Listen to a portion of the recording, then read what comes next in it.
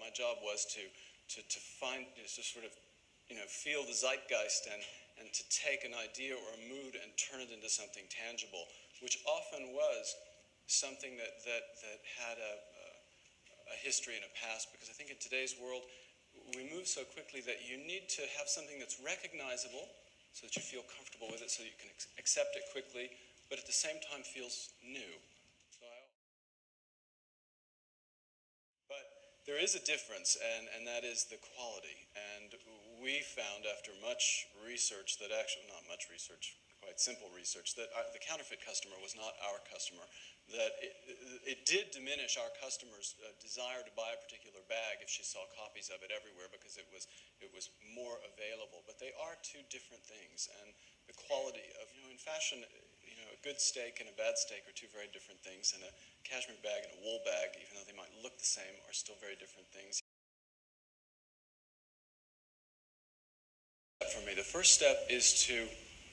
look at everything, read every fashion magazine, keep my eyes open, live simultaneously in cities, watch what people are wearing, see every movie, read, try to sort of become so immersed, as you do, with, what's happening, so that you say, I hate this, I'm sick of it, I'm bored, I don't ever want to see Paris Hilton. Not really, I like Paris Hilton actually, but I don't ever want to see this again. And then you have to trust yourself as a designer to say, well, what do I want to see?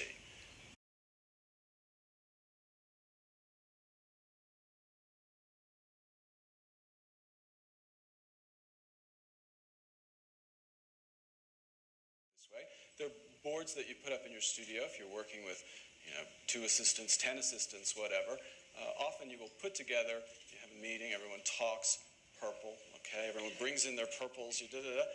put it all up on a wall so that you know that everyone in the studio is thinking the same way, because you can talk about visual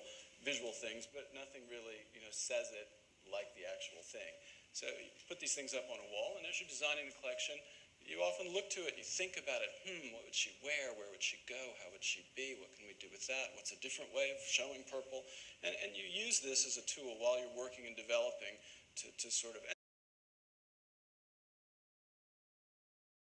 There's a different skill to being a fashion designer, which has nothing to do with originality. It has to do with knowing that there's a right time for the right thing, and there's a wrong time for the same thing. What's right today may not be right in 5 years, and there's a skill to know, to say, you know what, this thing that someone else did here is exactly right for